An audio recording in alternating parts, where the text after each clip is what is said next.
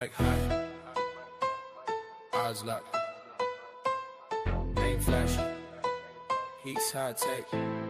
Yeah, yeah. 5 on the line, little lunch money, scrolling through the slate. Circle one for me, they call it dumb luck. Say I'm chasing dreams till that slip hits green. Phone buzzing on my screen. Sometimes I miss, sometimes I miss, sometimes I break. Screenshots clowning, yo, this dude ain't it. But when I'm right, man, that flip's so sick. Turn a weekday sweat to a whole month's rent. These hot takes. Sometimes I'm wrong, but when I'm righty, that shakes the plate. $5 tickets in a sex on stacks. They laugh at my calls, I'm laughing right back. These hot takes. They say it's stupid, but I'm laughing to the bank. Put a squad on, that's the way I cook. Steal from the rich, feed the people, Robin Hood. Yeah, haters in the chat like, bro, you fell off. Same ones lurking when a long shot pops. Slipped on a dog, not a group text lit. Whole bar cheering cause I posted that pic. I ain't gatekeeping, I'm dropping game. Break it all down, we don't play the same. You ride with the kid, then you up with the crew.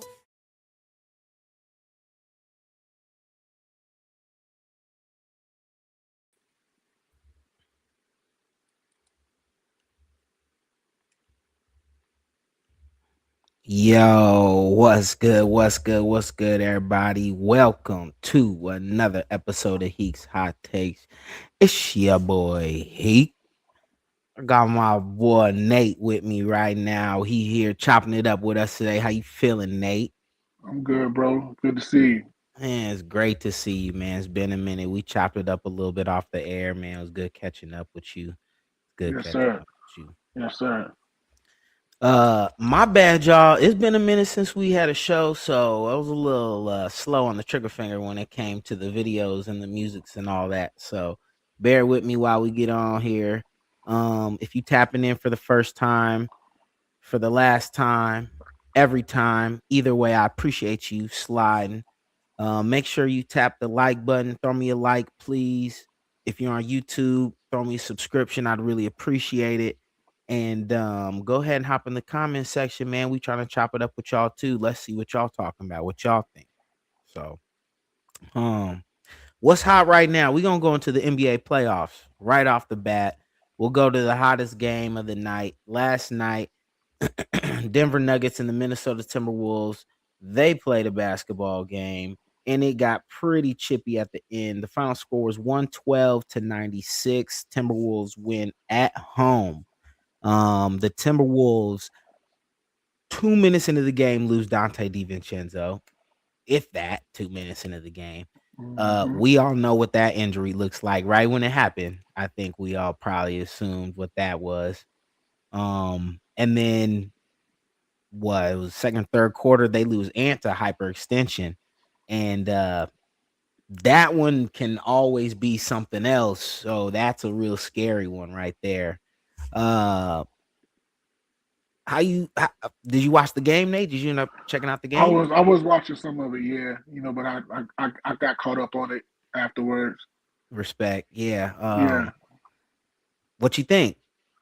Well, I was keeping up because I had my parlays in and whatnot, and I seen Understood. seen Ant went down and was like, okay, what that parlay? But it's interesting because I don't I'm I forget the coach's name in Minnesota, but he's doing a great job because once Ant went down, you lost two starters.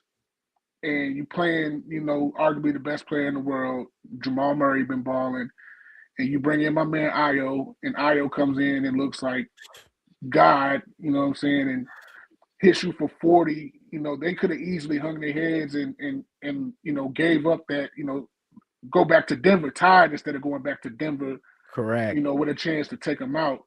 So Denver just looks flawed, man. It's just like they're missing another guy who can really get them a bucket. They need a third guy, and it's crazy because now you think how they could use Michael Porter Jr. Mm, right now, where you got a guy who can hit you for 30 at any given time.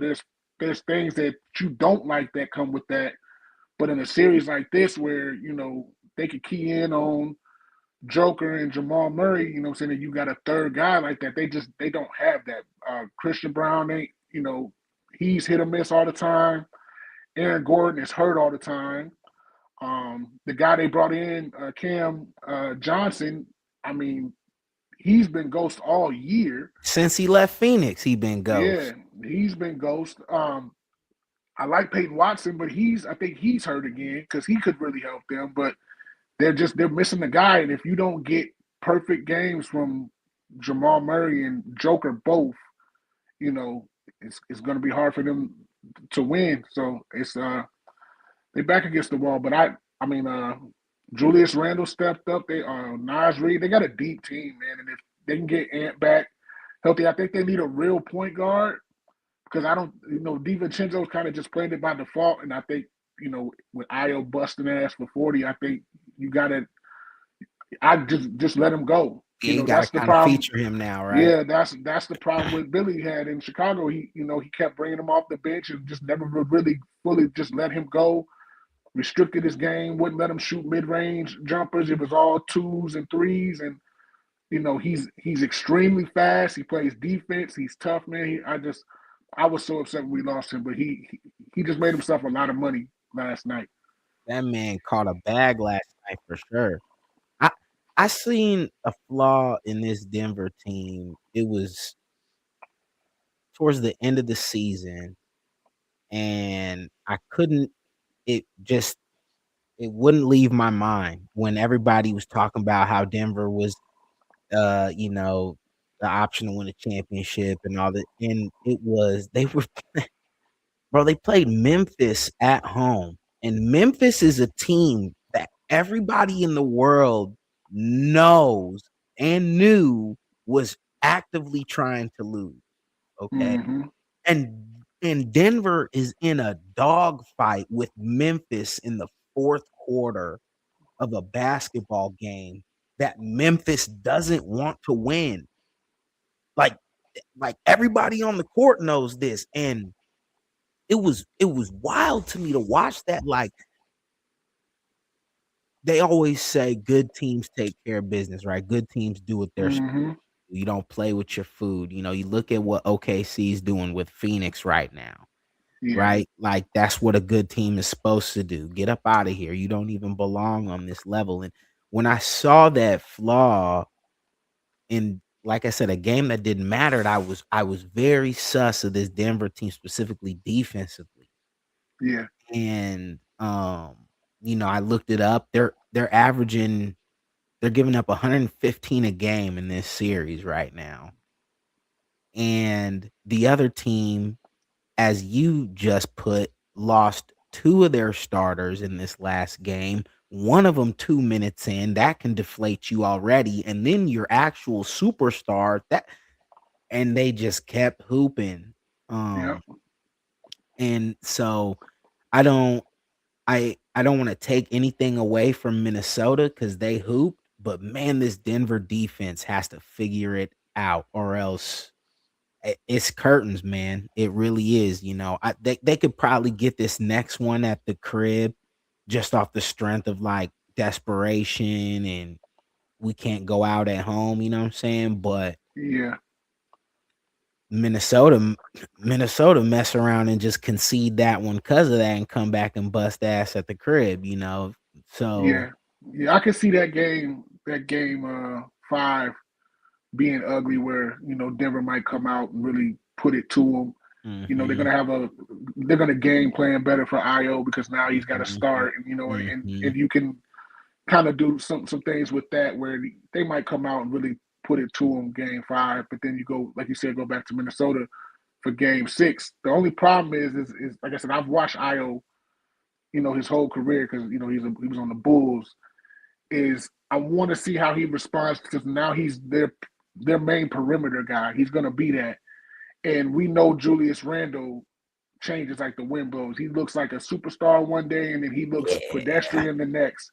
Yeah. So you never know what you're going to get. And like right now, you're paying him. He's paid where you would think he would be the guy to lead you. So can they pull it out? Because I think they said Ant's going to be out for a minute. The hyperextension and the bone bruise. So I know they said he's trying to get back to it as quick as he can, but he's out this series. Yeah, I would agree. I can't imagine he gets back to this series even if it does go 7. Mm-hmm. So you're going to have to a lot of guys are gonna have to step up. Bones Highland, McDaniels. He's capable. Every once in a while, he'll have a game where he go for 20, 25, and then he's another guy that another game he might get you 6 or 8. You know what I'm saying? Nas Reed is the same way. So you guys gonna have to step up. And like I said, with Denver, Aaron Gordon gonna.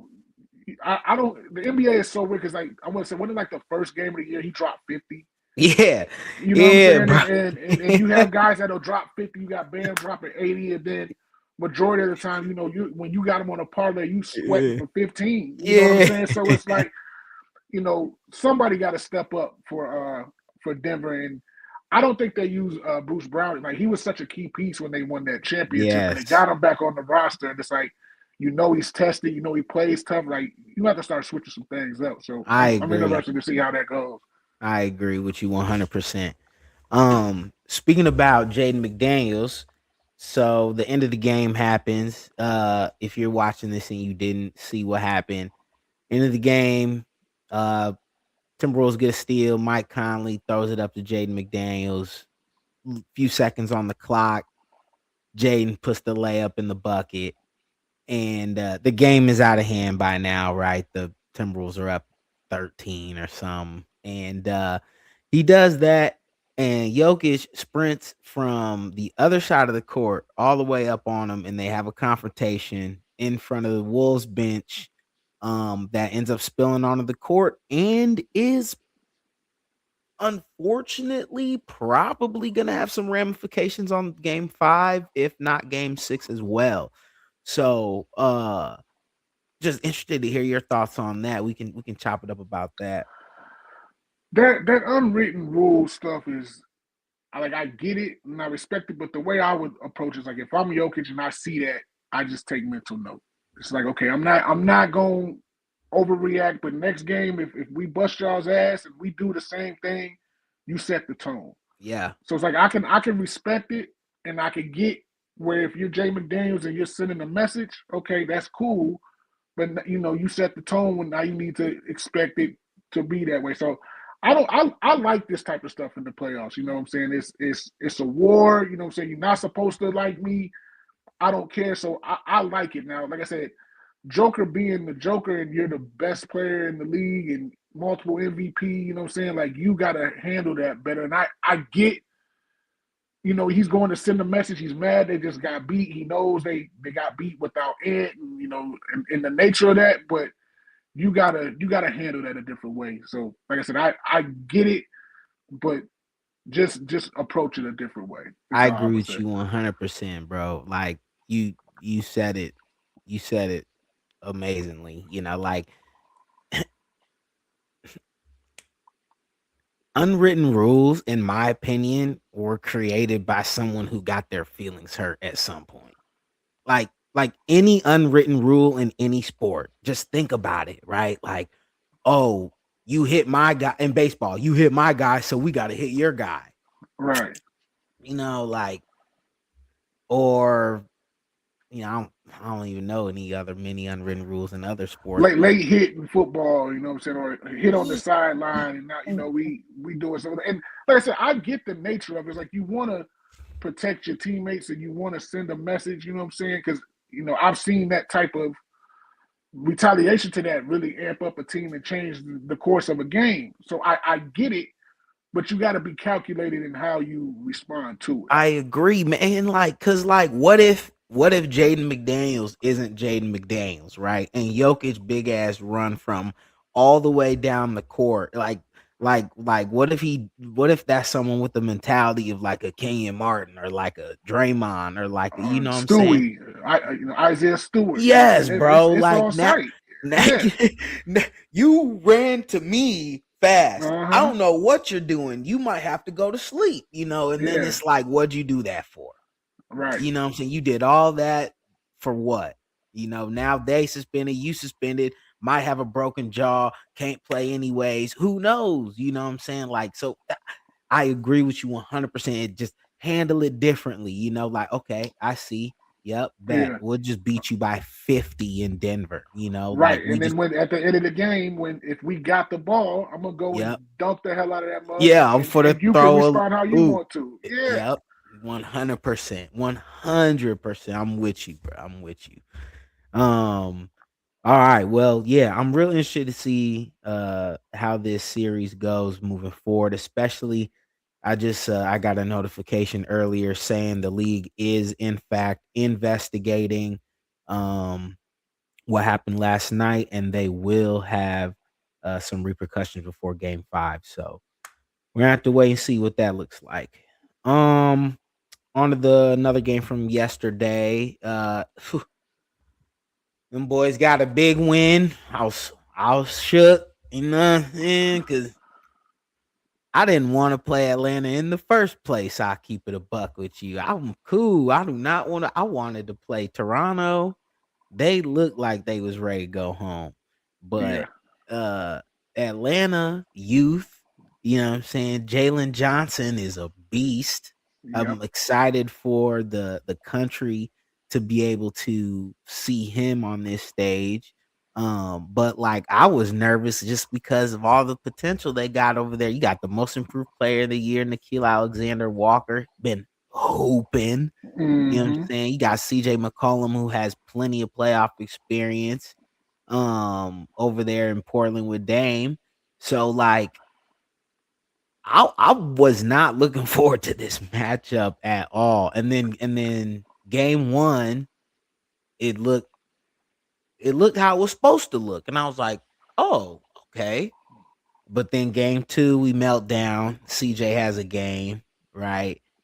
And game 3, also like, okay, here we are for their first game at the crib. You know, they're about to go crazy. So yesterday was a big game for the Knicks. Could not go down 1-3 to the Atlanta Hawks. That would have been not a good situation. So going back to New York, tied 2-2. I think the team did a real good job of getting Cat involved. That's the key in this series. There's nobody on the court for Atlanta that can guard Cat. No. So they need to just put him on the block and let him work. Stagger his minutes with Brunson and him if it's an issue. But like, yeah, just feed the post, and I think everything will be all right. We can maybe get them up out of here in 6 if we just play how we're supposed to play. You know what I'm saying? Yeah. Yeah. Yeah. I think with New York, like you said, the main thing is the size they have. Atlanta has a really good core, and you got McCollum who's on a contract year, you know, so he's trying to get paid, get his last big payday or decent payday before he's on his way out. Obviously, Johnson and Nikhil are cold, but they need a real point guard and they need a real center. Like Okongwu was like 6'8", 6'9", Yeah. and it shows. He's a good player, but ideally you don't want him as your starting 5. No. And then Dyson Daniels, who is a great defender, he can't shoot. You know what I'm saying? Liability. He's. I saw they said he's the worst 3-point shooter in the league with 100 shot attempts from 3, where he shot 19% from 3. And it's just like when you're not a threat and they can just give you the Caitlin Clark and wave you off, like, you know, you're a liability. Now he plays great defense, but ideally you want a guy like that as your 6th man, like Caruso, you know, but Caruso can shoot. You know what I'm saying? So they're 2 pieces away, and the thing that's cool about them right now is that they have that New Orleans pick.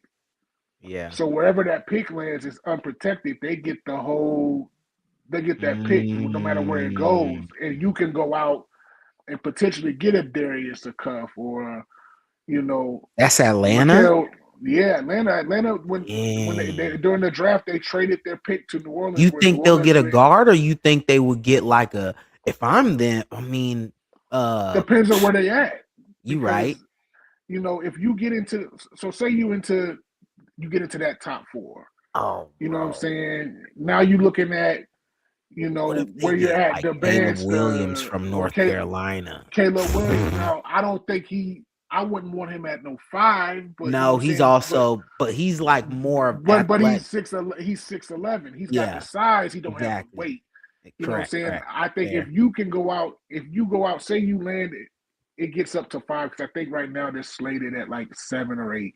Okay. If you move up into that top 4, top 5, and you look at Darius Acuff, who is just unbelievable and adds a different dynamic at that guard, and if you wanted to bring Nickeil Alexander off the bench and start Dyson Daniels because he is a defender, but you still have another scoring threat, you could do that. You know what I'm saying? But they need a 5 and a point. But with New York, Cat got to be Cat. Brunson is going to be Brunson. It's just what are you going to get from, I love Josh Hart, but Josh Hart is a glue guy. Yeah. You're paying OG and Mikal to be guys, and yeah, you can more count on OG than Mikal, I think. OG been showing up. Yeah, OG been showing up. Mikal been kind of ghost, but that's the thing is you got to get consistency from them because they have the roster, I think, to get there. It's just I don't know that I trust them because even Cat sometimes is inconsistent. He might hit you for 31 game and then he might hit you for 12 the next year. But I will say he's rebounded the ball really well this year. He's been rebounding his ass off. Yeah. So I think New York will eventually close them out. But that Atlanta team is tough. And like they're on their way. Jalen Johnson, I think, surpassed a lot of guys who before the season started that you might have had them in a different conversation. And now I think you got to look at Jalen Johnson as a elite young forward in the league because he does it all. Oh yeah. Like there's a conversation in the streets right now that they're having. Would you rather have Jalen Johnson or Paolo? Oh, there's no question. It's Jalen Johnson. I think so too. I like Paolo, and I see Paolo 2 years ago. We was on that trajectory where we thought, we're gonna be talking about Paolo as a top 10 type guy. And now we start taking all these jump shots too. Yeah, you don't punish. He's 6'10", 240, 250. Like you need to be killing guys, and it's just like fall in love with that jumper. You can pass. He can do everything you need him to do. It's but I also think too. I don't think none of them like that coach, and I think the writings on the wall there is no matter what they do, they're gonna get somebody else, and I think that's part of it as well. I agree with you. And transition into that team, Magic actually beat the Pistons 113-105 yesterday in Orlando in Game 3. You spoke about Paolo 2 years ago and how he was playing so well. I remember that it was that series. It was a playoff series against Cleveland.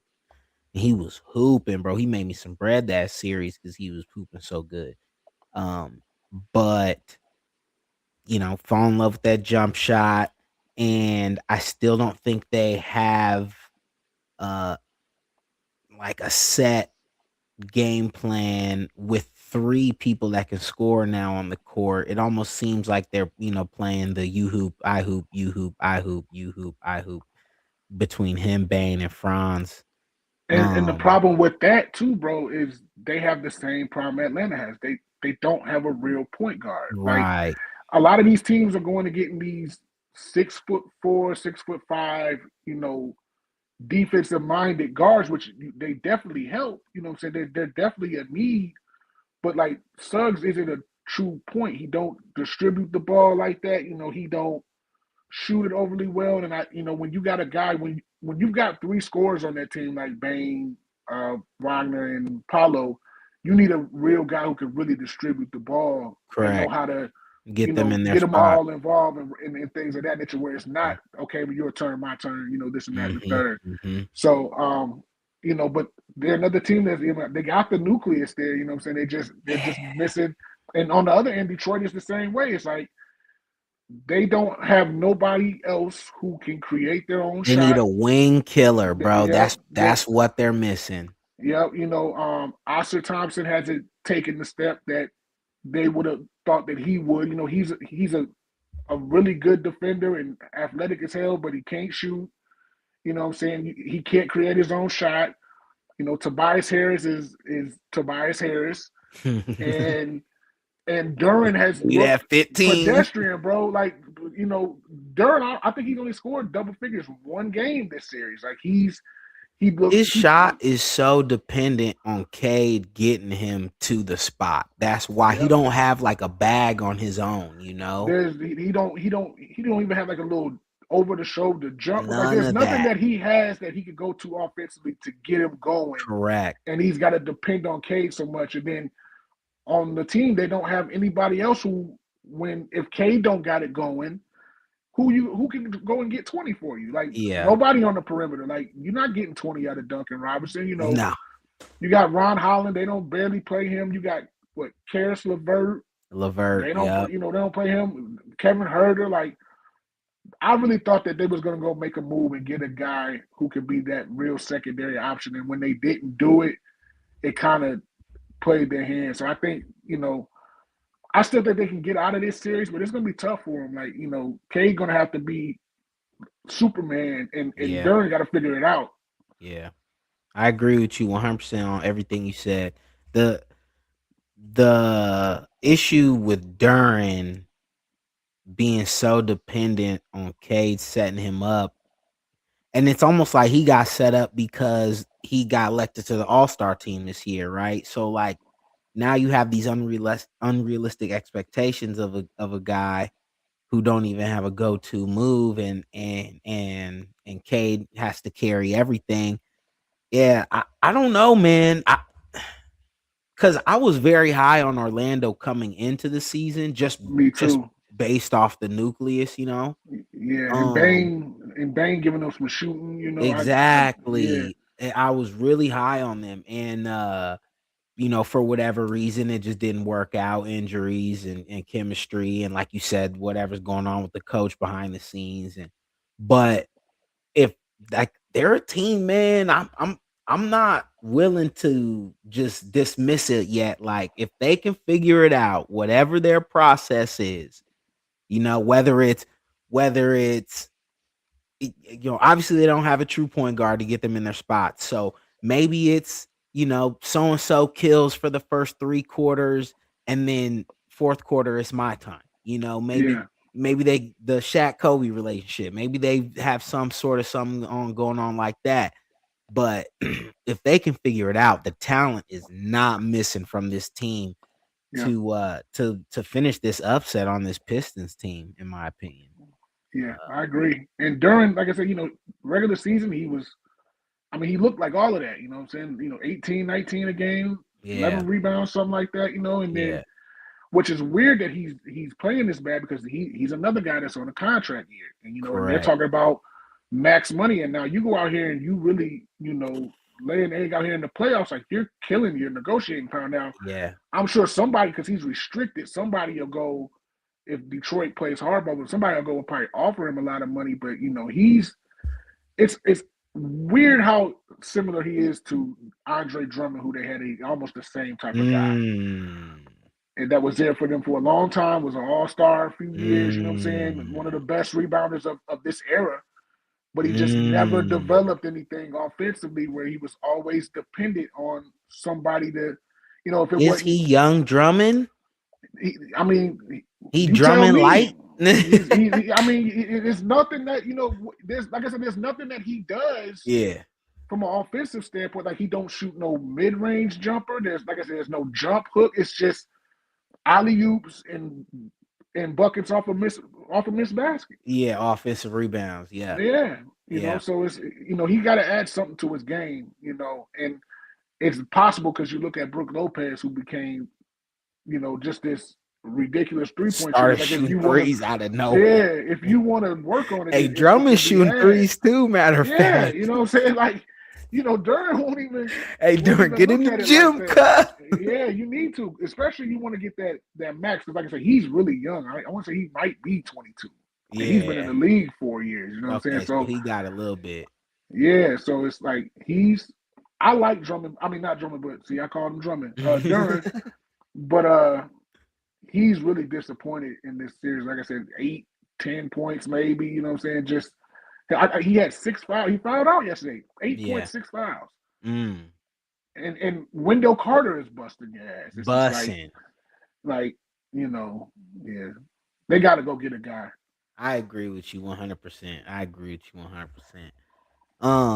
We don't got to spend too much time on this game, but another person who's been extremely disappointing in my eyes this playoffs and in this series, and someone I got a lot to say about Buddy, but I don't know. We'll see if we get there. Uh Devin Booker and the Phoenix Suns go down 0-3 to the Oklahoma City Thunder. I don't think anybody really was like giving them a chance to get out of this series. But like my issue is with Devin Booker, right? I got an issue with Devin Booker, right? Like I'm gonna start calling him Derek White because that's how he plays now. And I'm wondering where the Devin Booker that dropped 70 and 3/4 is. Like I'm wondering where that Devin Booker. I'm wondering where the Devin Booker that was a killer. Where did he go? Because like I see a Devin Booker that's comfortable right now. Like, hey, I got an NBA bag. I hoop for money. You know what I'm saying? I live in Arizona. Like Yeah, I own this state. Like literally Devin Booker is the highest profile athlete in Arizona. He can't do no wrong in Phoenix. I've tried to talk to Phoenix Suns fans about Devin Booker multiple times while I've lived here. They won't hear it. He's the best. And it's just like you can't be the guy on your team and go, this is what he was 6 for 16 last night. But inefficiency in games like that can happen, right? It happens. yeah, This is what I can't accept is Jalen Green 8 for 19. So he shot 3 more shots than you. Dylan Brooks 11 for 21. So Dylan Brooks shot 5 more shots than you. And then even more glaringly, Book 2 free throw attempts last night. Jalen Green 8, Dylan Brooks 7. So they're being more aggressive than you are too. yeah, So it's not even like it was the right basketball play. Let me swing it over here, swing. They just happen to get a couple more shots than me. No, they're being more aggressive than you are too, brother. And this is supposed to be your team. yeah, I don't. yeah. I.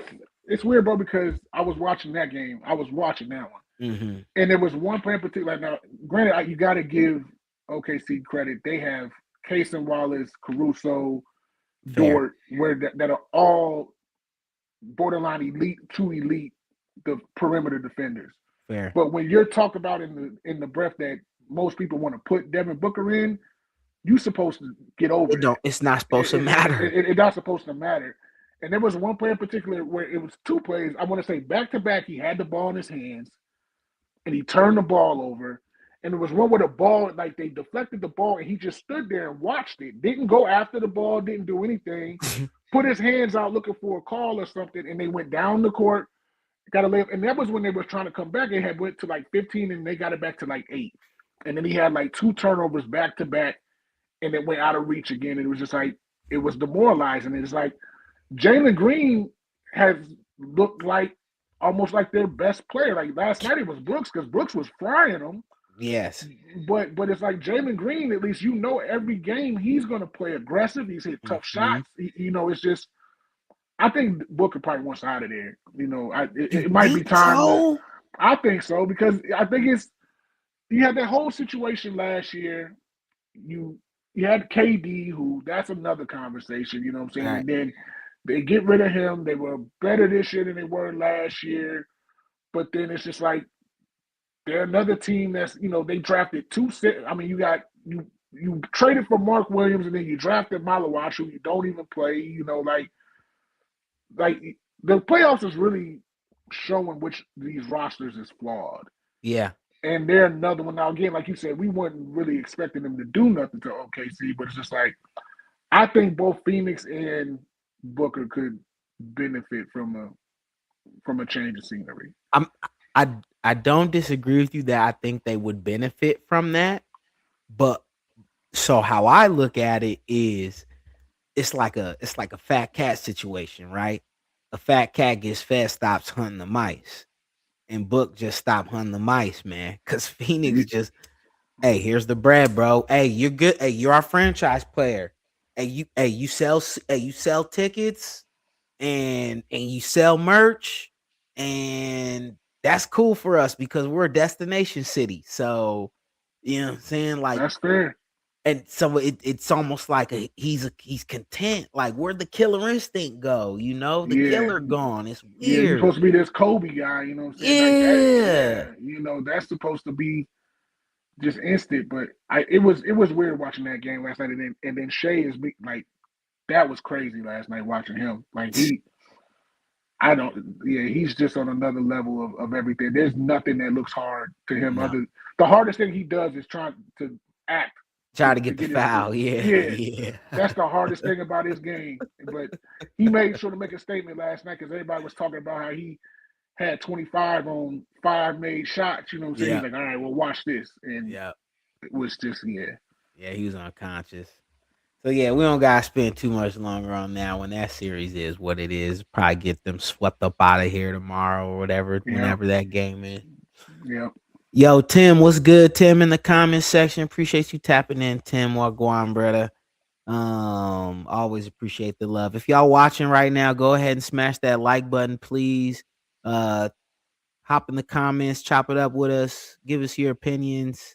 We'd love to do all that. Your comment will go on the screen. We'll chop it up. So today we got the other 4 series and one currently going on right now. We got Cavs versus Raptors. Uh, I'm not gonna lie. I thought this was gonna be pretty much like a gentleman's sweep. Rob, we have not talked Lakers yet. We can do that next, actually. But yeah, this Cavs Raptors game on right now. I was thinking little gentleman's sweep on this one, but Raptors are fighting, bro. They're fighting, and I don't know if Quickly's playing today or not. I haven't looked at it. I literally haven't even tapped in on this game yet. Quickly's not playing. So, like, man, imagine they get Quickly back. They could mess around and make a little noise against the Cavs. How you looking at this series, Nate? I'm Cavs has always been one of them weird teams to me too, where it's just like I never put a whole lot of stock into them. The James Harden move was interesting, I guess. It changed some things up. I like James Harden, but Toronto plays tough, man. Every night out, and they got some guys that Colin Murray Burwell's dude, the rookie. He's tough, and RJ Barrett has played really well. Brandon Ingram has played well. RJ Scotty Barrett, the Barnes, Maple Mamba. yeah. Obviously Barnes is a beast. You know what I'm saying? He's a little inconsistent at times, but there's some games where he looks just unbelievable. And then Yeah. on the other hand, with Cleveland, it's just like a lot of those guys. I mean, Mitchell is Mitchell, but he's one of them guys that's like, can you really win when your best player is, that and you I know you hear it with your team, you know what I'm saying, when you got that small dynamic guard, and it's just like I don't know that the only guy that's really been able to do that is Curry. You know what I'm saying? He's a different breed of Isaiah everything. Thomas. Isaiah Thomas, and that's 30 years ago. Right. 40 years ago. You know what I'm saying? So it's like outside of that, it's tough. And Mobley I really like Mobley, but he's another guy that I think you should see a lot more out of him. I think he has so much potential, and I think he should be a lot more consistent. But Like, what's Mobley's go-to move? I mean, Mobley, he's not Duran. He can shoot. I agree. He can shoot. Bit, you know what I'm saying? Fair. But he's Fair. he's got a skill set, but it's just it's the mental part with him. I think. I think it's more in his head than the skill set, because he had a skill set. It's just that I think he looks at Donovan, and then you brought in a guy like Harden, where you can easily see him. You're like, okay, that's James Harden. I'm gonna take a back seat to James Harden. Correct. And I think that was James Harden's been good for them, but it's like you need Mobley to take another step, and I don't think that he's really, to me, that he's done. He's not where I thought he would be, considering what everybody was saying he's supposed to be. Now he's great defensively, but I think he can do more on the offense, man. Correct. Well, guess we'll see. I see Brandon Ingram is selling them right now. This fool is 4 for 17. You putting them up. 4 for 17, 12 points. Tough. They're all shooting bad, really. Scotty 4 for 10, RJ 3 for 12, Ingram 4 for 18 now. But they're still in the game. That's still in the game. They're right there. They're right there. Oh, Donovan ain't shooting well either. 3 for 13. Interesting. All right, we'll have to tap back in on that series as it goes. Per request, we'll go to the Lakers next. Hold on. Rob had a comment here about he's supposed to be a finished cleanup defender who can have a little mini game sometimes. I'm assuming he's talking about Evan Mobley. Yeah. I was just talking shit a little bit just because we was frying people for post players for not having moves. All right. So yeah, we'll go to the Lakers series. We got Lakers Rockets. The LA Lakers. Sans Luka Doncic. Sans Austin Reeves are up 3-0 on the Houston Rockets. Outside of Lakers fans, who saw this coming? But let's also, KD and whatever's going on. Look, bro. I'm gonna keep it a buck, bro. I don't care. Some people might get upset. I don't care what happened in practice. I don't care what happened in the game. You rolled your ankle, you bumped your knee on the ground. All right, bro. Cool. You're an NBA player, man. You have millions of dollars at your expense to take care of your body. You got treatment in the back of that locker room that people can't even dream of, bro. You could even ask for the little shot, bro. You could even ask for the little, hey, bro, just shoot me up, man. I am going to feel it. You know what I'm saying? And it's like, nah, bro. He want to go sit down. He want to go sit down, bro. He is the greatest backpack of all time. This dude, he don't have a spine to me. I what is up with Buddy, man? He just willingly sitting down when he at the most important time of a game, bro. I just dealt with. I ain't even gonna go there. Ooh, I was just gonna put some dirty laundry out or some shit. Just know I just dealt with some shit personally similar to this. Motherfucker want to sit out at the most important time. What are we talking about, bro? There ain't no more games after this. There's nothing else. And as Rob is saying, and it's against LeBron. It's not, bruh. You got to stop talking after this. I don't want to hear you no more. You need to go in the cave, chill out, go back to Golden State. Matter of fact, after that, go request that trade. Skimper on back to Curry and them. Link up with Curry and Draymond and Jimmy and go have fun in the Bay, bro. I don't want to hear no more Durant, nothing, bro. I don't want to hear it. I've been a defender of Kevin Durant at times, but some shit is just you can't defend. And with this, it's like I think he obviously has a different perception of himself and his legacy than the general public does. Whereas I think he just looks at everything like I am who I am and whatever. And it's just like, when all that mess came out during the season where he was tweeting about his teammates and he was looking for it. Like, I think what he's looking at, he's like, I'm not going to be part of this sinking ship. I'm not going to play. So if I miss a couple games and we lose, well, then it looks like, well, I wasn't playing, so we lost because I wasn't playing That's type some shit. sucker And shit. now he's ducking accountability because when you got 41-year-old LeBron out here doing what he's doing, and like I said, I'm one that I defend Bron, but I call him out on this shit too. You know what I'm saying? Mm-hmm. And Bron is out there elevating this team that like they don't have nearly the talent level that Houston has right now, even without KD. To me, like you got Bron, and then that's it right now. And he is just it's crazy what he's doing. But KD, like you said, he got to shut up, man. Like he'll probably demand a trade and he'll go somewhere else, and then there'll be some more shit, and it's like, yeah, it's you can't defend him no more. And I've always said, to me, of my era of watching basketball, there's Jordan offensively that I don't think anybody could ever do anything with. Kobe's in that conversation, and Kevin Durant. And Kevin Durant, to me, I said, if any basketball player that I would ever see, he would put the most fear in me because he can do everything at 7 feet tall. There's nothing I can do to stop him.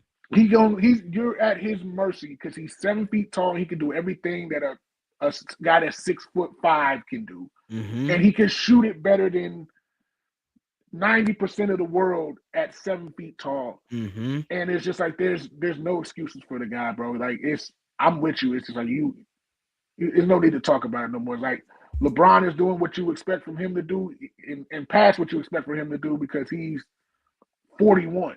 Right. So I mean, it's just crazy, man. So, there's nothing to talk about. They're gonna get swept. For sure.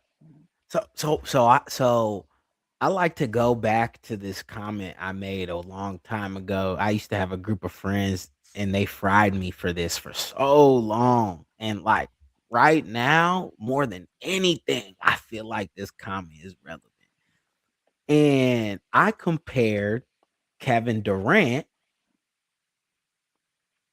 Bear with me, okay? You're gonna let me cook. All right. I compared Kevin Durant to Ray Allen. I said Kevin Durant is Ray Allen with superpowers.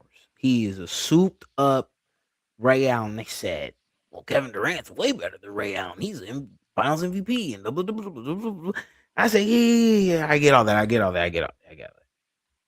I'm comparing him to Ray Allen in the sense of people forget when Ray Allen was hooping at Georgetown and when he first came in the league with Seattle, Ray Allen was a guy. Yeah, Milwaukee. Right? UConn. Milwaukee. Sorry. Yeah. Milwaukee. Yeah. 1,000%. He was a guy, right? It was his show. He was running it, and it didn't really get him anywhere. Yeah. It didn't really get him anywhere. So then Ray Allen's like, man, you know what I should do?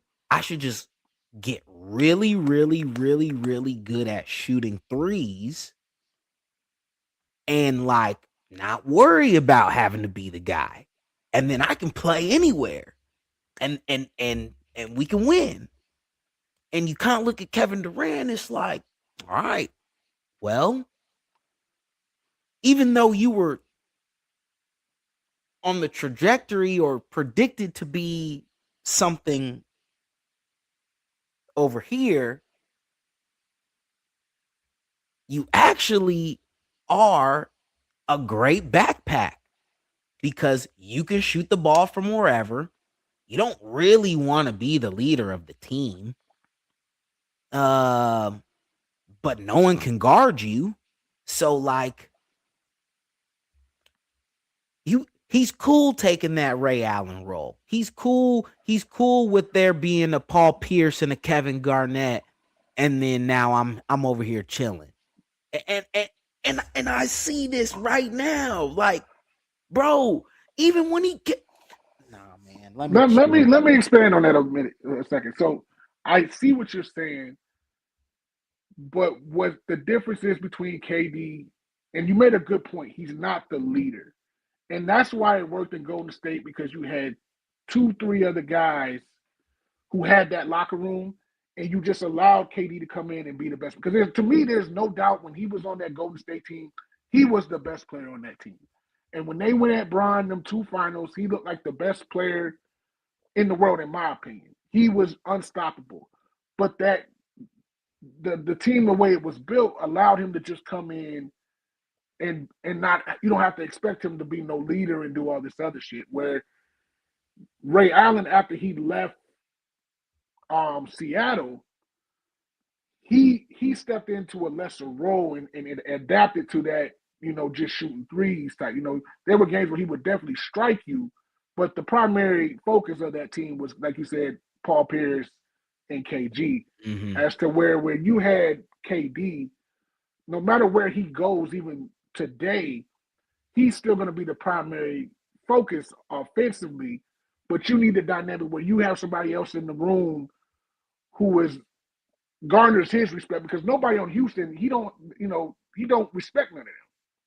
But so why am I not seeing 30 shots a game, Katie?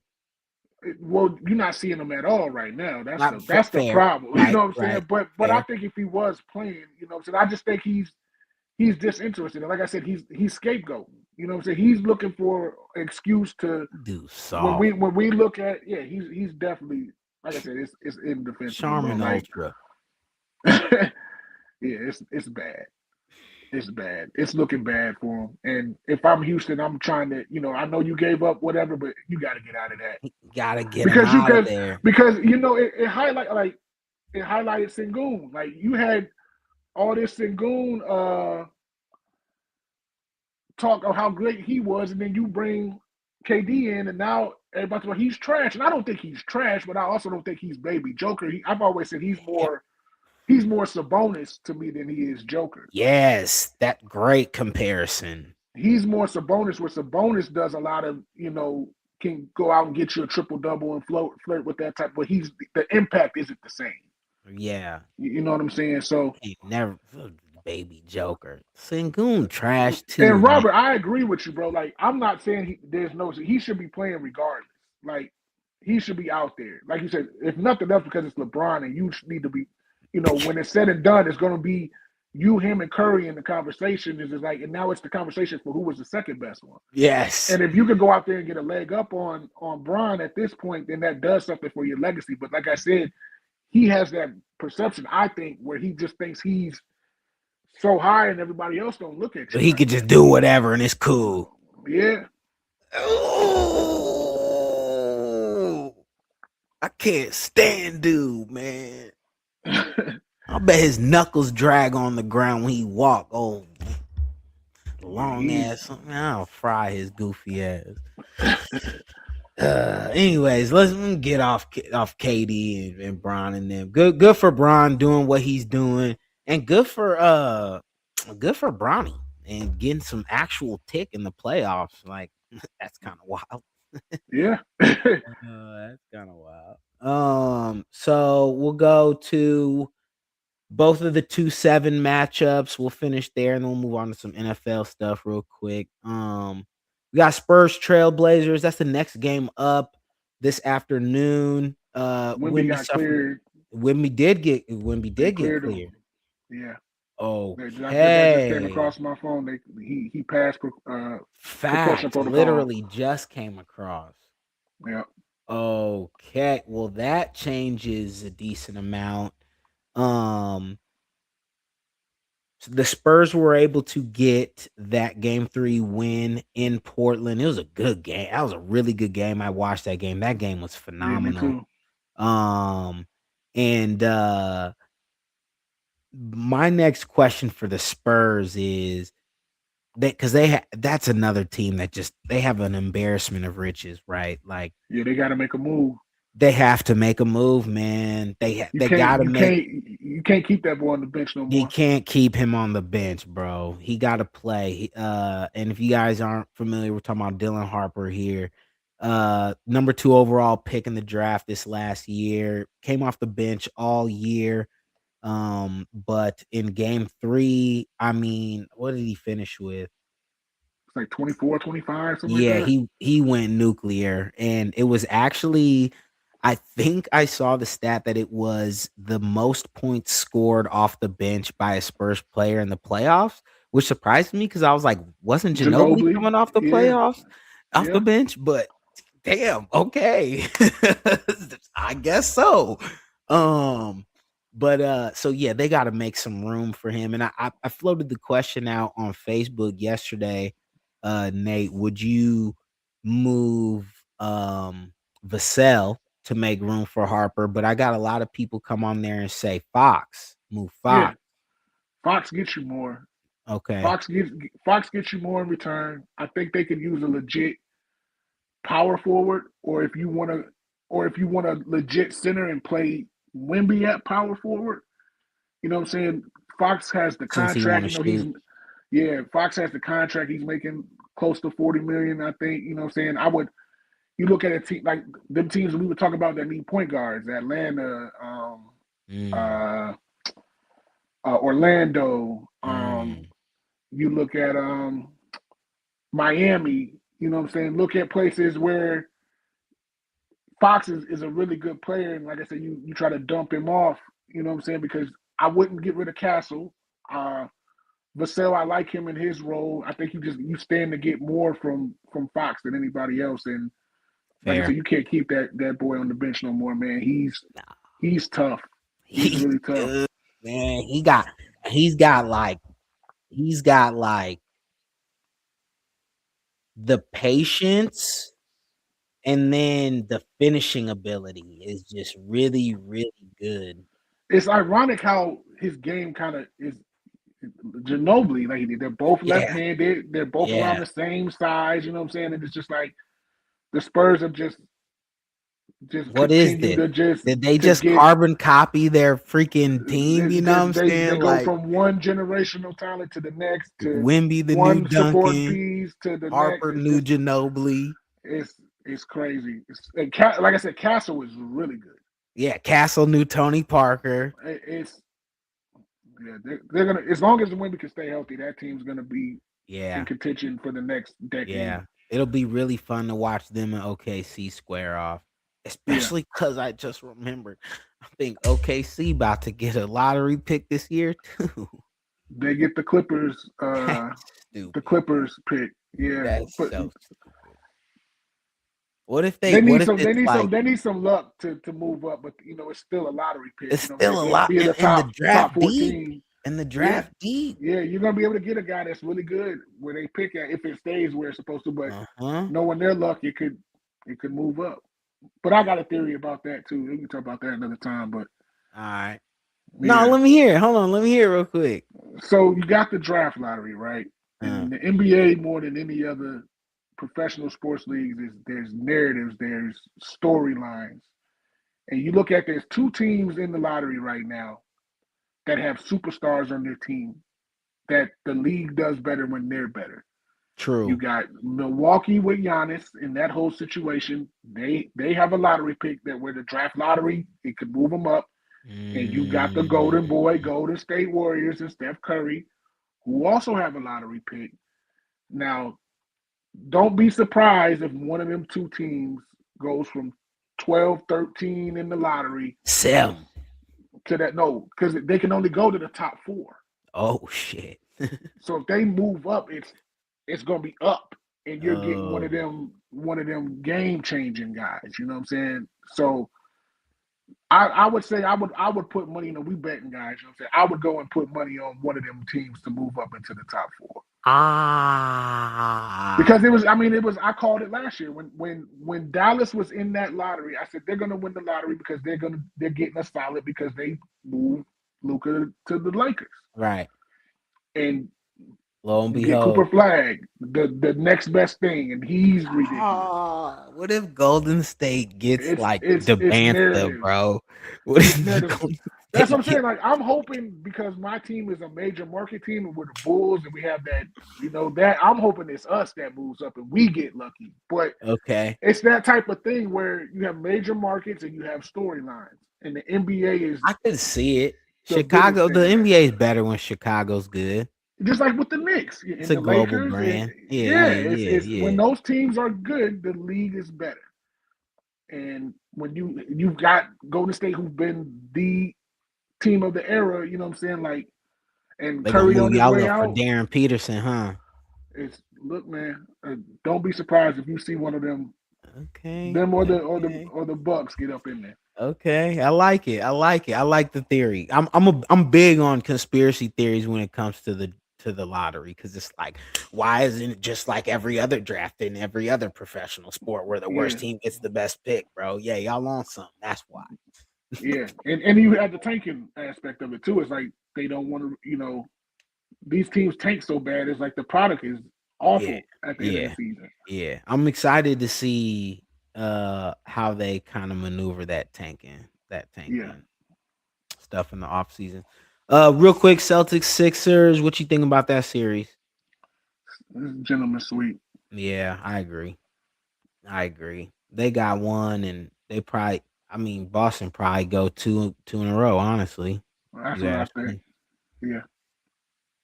For sure. Let's move to some NFL real quick. Touch on that. We had the NFL draft yesterday and Friday and Thursday. Uh, it was very interesting. There was like obviously one top player everybody knew was going to go number one overall, but after that, I think it was pretty much a toss up for people who were wondering who was going to go and how it was going to fall after that. Um, Jets end up taking David Bailey out of Texas Tech. Arvell Reese slides to the Giants at 5. I mean, a lot of interesting things to kind of talk about. Real quick, what do you think was the most interesting move that happened in the draft yesterday, Nate? The Rams Yeah. taking Ty Simpson, and McVay looking like he was pissed that it happened, and Mad. You yeah, seen the clip? yeah, he did not Buddy, look pleased about that. Buddy said, let's go make history, coach. He said, "Ah, yeah. Uh-huh. We'll see you later, bud." Hadn't even met him. Hadn't even met him or talked to him. Like, so there was that, and then I like not Caleb Love. What's Buddy's name? The running back, Oh, Jeremiah Love. Jeremiah Love. I think he's gonna be really good, but you always have that argument about taking running backs that high, because I saw now that he got picked that high. Like he's got the most guaranteed money of all time Of for a running all back. backs, he's getting paid. I think he's the highest paid running back in the NFL right now. Yeah. So, but I think he's going to be really good. I was surprised that he went that high, but yeah, definitely the Rams. Like there was probably other holes that they probably could have addressed.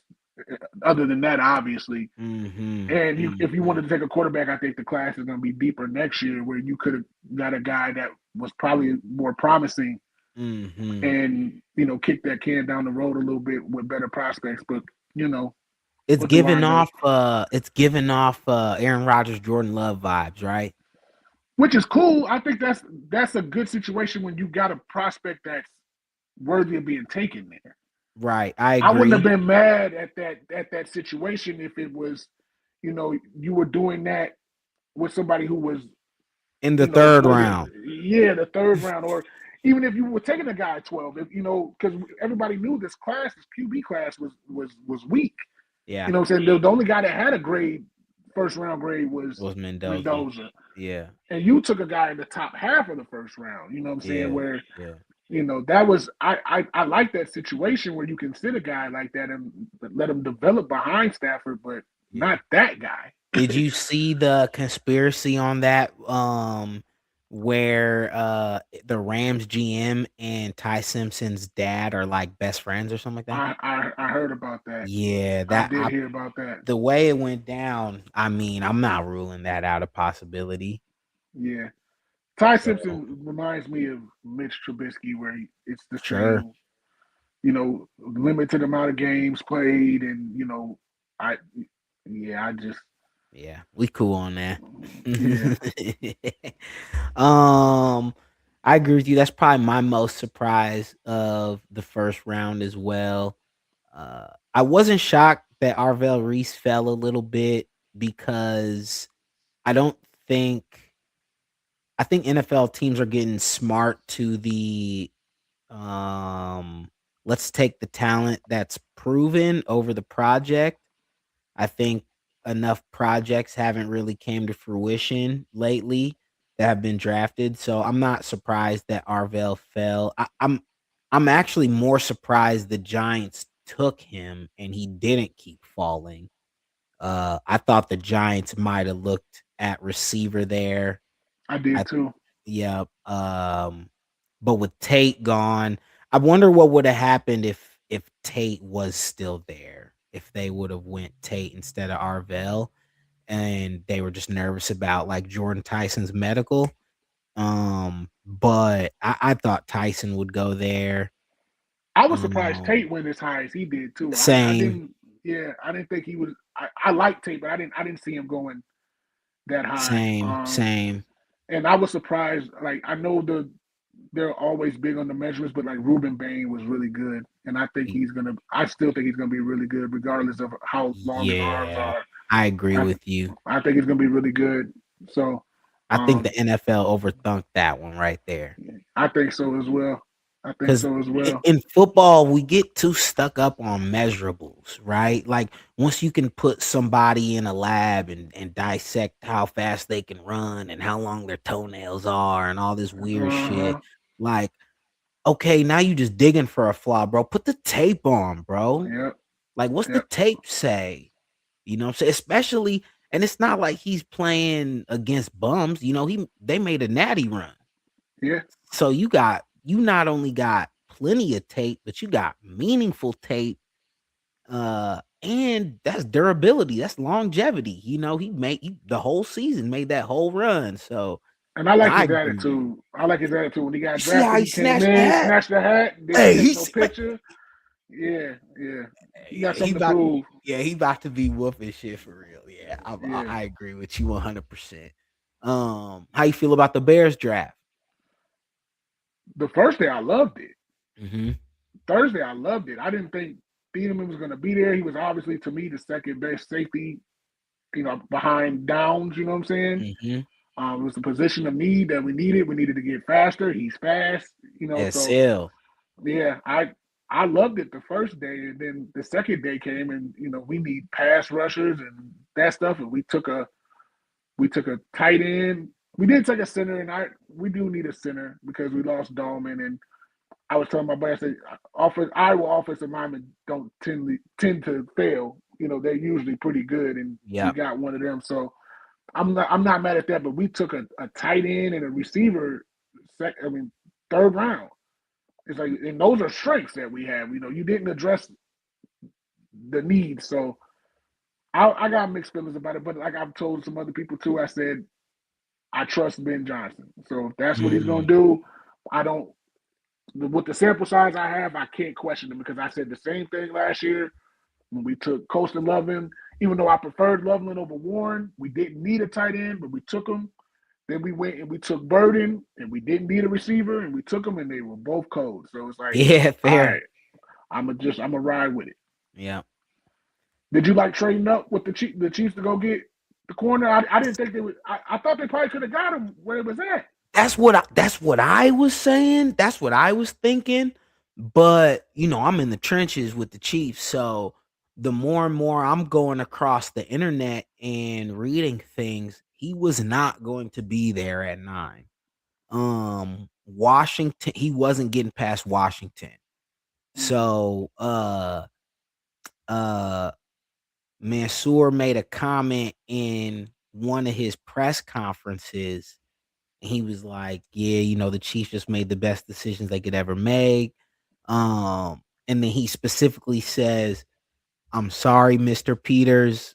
Like, you got to be quicker than that. Some." Mm, And Mr. Peters is the GM of the Commanders. okay. So, that combined with the fact that our GM came out and said they were smoke screening the entire pre-draft process. Apparently, Delane was our number one guy the whole time, but we were making people think we were going O-line. So, I think once it got to 6, it was just like, all right, well, we're hearing Washington wants him. We're not going to take the chance. Let's just go up and get him. And then I'm super not mad at it because of the draft after it happens, right? Like, because it's like, okay, you make your big splash, but now what? Because if you trade those picks, but then you don't do anything with the limited amount you have left, now what was it for? But we swing around, we grab Peter Woods out of Clemson, and looking at his tape, he reminds me of Chris Jones. He looks like baby Chris Jones. And I'm pretty sure we drafted Chris Jones 29 or 30 back into the first round when we got him. And I remember the reports were the same thing. Oh, you could have got this guy in the second round. Why'd you get this guy now or whatever? And the thing that I've noticed about Veach in his drafts is he really likes getting guys that are like high ranked at their position. So Yeah. so not necessarily worried about the big board, but like, okay, Peter Woods is the number one ranked D tackle in the draft. Yeah, Give me he that. was mocked to us. Like every mock I saw, it was Chicago Bears, Chicago Bears. So like when Thieneman was left on the board, there was 3 guys there that I was like, okay, there was him, Peter Woods, and Faulkner, the pass rusher. Yeah. And I was like, Out I of was Auburn. surprised all 3 of them. Yeah. And I was like, Mhm. at this point, we're gonna get a guy that I really like. So I like Mhm. Peter Woods as well. So I think he's gonna be good for you guys. Yep, I really like that. Gives Chris Jones an opportunity to get some rest. But what I also think it does, low key, that I don't think a lot of people are talking about right now. I might be the first person saying this as a Chiefs fan. I think there could be a potential where, because we also just signed a guy from the Patriots, a D tackle from the Patriots who's a beast. This if Peter and we also have a rookie who got injured last year as well. That was a second round pick. So let's say all Oh these yeah, guys, I forgot about that dude. yeah, I forget his name, but Norman yeah, Lott out of Tennessee. So yeah, let's say all these guys are like playable. All right. Now we have the luxury on like a third down where we can put the rookie or Lott or a combination of him or the free agent we signed, and then Karlaftis at the end, and we could put Chris Jones at the end, yeah, right? Or our third round pick that we also got, I said third round. Our second round pick that we also got, our Mason Thomas, is a great pass rusher and is not yeah. the type of like, he's not a prototypical Spags guy. Like Spags really likes those DNs that are big like Karlaftis. And man, our Mason Thomas with some twitch off the edge, bro. Yeah, That he's a guy I looked at too, but like Dennis Allen likes them 6'5", 260+ pound DNs, and he don't fit the scheme. But like I was all the pass rushers I was in on because I was like, we need one in the we worst way. need one. And so yeah, you got 2 guys that I definitely had looked into that I think are gonna be solid.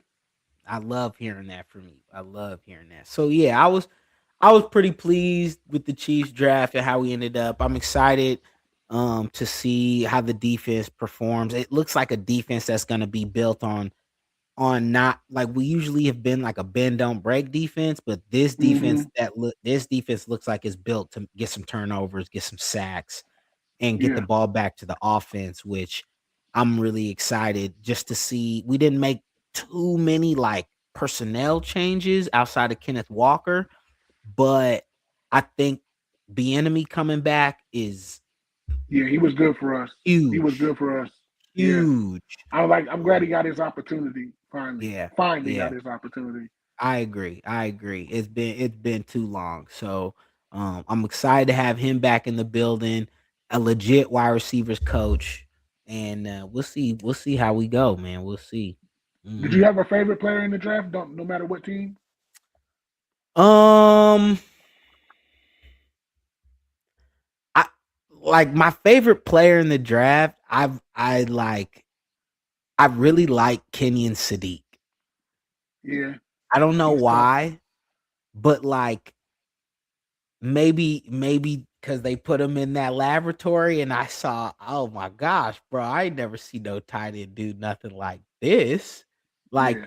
like I thought the Jets had a really good They draft. They did. Like outside, Cooper, Sadiq, and Bailey, all first rounders. Yeah, that's all starters. Yeah, 1000%. You know what I'm saying? So it's like, they're a team that I think you don't see open tanking in the NFL that often, and I don't think they're gonna announce that they're open tanking, but like I think them and Arizona are like low key not trying to win. And the Dolphins. Dolphins, yes. And because that's why I think Arizona took Love now, because they're like, all right, we got our franchise wide receiver. Now we got our franchise running back. And next year there's franchise tight end. And next year they got about 4 to 5 franchise QBs. So it's like next year they strike, and it's all of a sudden Cardinals are up in 2028. You know what I'm saying? Yep. And same thing with the Jets, bro. The Jets have a great roster outside of who's playing QB. Mm-hmm. So, like, if I'm those two teams' fan bases, like, hold the line, bro. Like, better days are coming. You know what I'm saying? Yeah, I like, my favorite guy was the Rodriguez cat. I think he went to the Dolphins too, the linebacker. He's a dog. Yeah, I like that dude. That was my favorite dude in the draft. Like, if we could have got him somehow, I wouldn't have cared what else they had after that. Like, I wanted that dude on the Bears because he was nice. And then I also think you saw, like you said, with the Jets getting a tight end, and they just took Taylor last year. Taylor, like, they did. The NFL is everybody is starting to go to these multiple tight end, 12 and 13. Seahawks ran so much 13 personnel, and the Rams too. The Rams ran a lot of 13 personnel. We did too, and that's why I was like, where it was like we didn't need another one, but I understood why they went and got one from Ben's perspective, because that's what we run. You know what I'm saying? Right. So you're seeing it now. It'll be real interesting to see how all of it comes into focus as the off season progresses, and I'm excited. I'm here for it, man. I'm here for it. Yes, sir. You got any closing thoughts for us, Nate? About time to wrap this thing on up. Toronto and Cleveland are tied. Oh, in the fourth? In the fourth. I'm gonna pull that up, man. Hey, if you are still here, if you watched, if you pulling it up on the replay, whatever, however you watch this thing, man, we really appreciate y'all for tapping in. Try to bring y'all some more content as the year goes on, as these NBA playoffs go on. NFL time, that's really when we shine. So, Nate, man, I appreciate you joining me on here. Appreciate you having me, bro. Yeah, anytime. Of course, bro. Look forward to having you on again. We're gonna try to get Kalen on here. He was saying he's trying to get on here too, so we can mess around and get both y'all on here at the same time. I'm with it, and we can get cracking. So, 100%. With that being said, y'all, appreciate y'all for tapping in. Enjoy the outro music, man, and we're gonna holler at y'all later. Eyes locked, ain't flashing, heat's high tech. Yeah, 5 on the line, little lunch money, scrolling through the slate, circle one for me, they call it dumb luck, say I'm chasing dreams till that slip hits green, phone buzzing on my screen, sometimes I miss, sometimes I miss, sometimes I break, screenshots clowning, yo, this dude ain't it, but when I'm right, man, that flip's so sick, turn a weekday sweat to a whole month's rent. Peace, hot takes. Sometimes I'm wrong, but when I'm righty, that shakes up play. $5 tickets in a sex on stacks. They laugh at my calls, I'm laughing right back. Peace, hot takes. They say it's stupid.